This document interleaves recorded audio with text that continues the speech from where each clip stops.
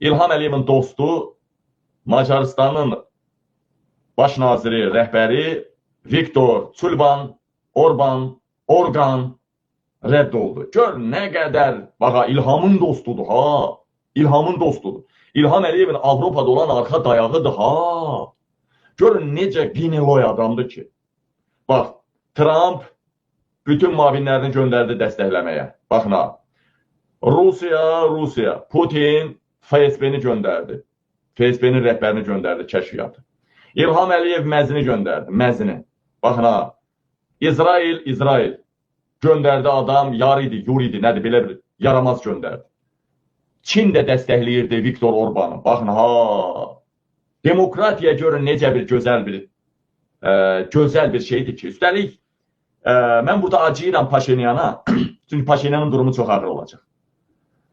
Viktor Orbanı itirdi, heç olmasa Paşinyanı itirmək istəməyəcək. Son rikaklarıdır. Ona görə Ermənistana daha çox böyük təsir artıracaq.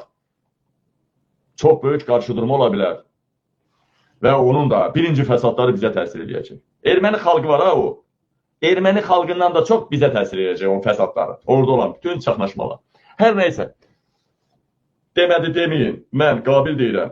Bir aya qədər dünən devrilən İlham Əliyevin Avropadakı dayağı, arxası, propaganda maşını, nə bilim, dəstəkçisi Viktor Orban bir aya qədər təhvil verəcək, 2 aya qədər də həbs ediləcək ya da fakt keçirəcək, infakt. Neysə, uzun sözün qısası, indi görün bu adam İlham Əliyevin dostudursa, nə qədər sir bilir. 16 il hakimiyyətdə olan adam. Avropada birisi 16 il hakimiyyətdə olmaq nə deməkdir? Hər adam xanım Merkel deyil, ha. Bu arada xanım Merkel yenidən ola bilsin namizədliyini qoydu ortaya. Çox dəhşətli olar bu arada və seçilə də bilər, onu deyim ki. Xanım Merkel 16 il. Zaten özü istədi getmək, yoxsa namizədliyini versə qalardı, seçilərdi.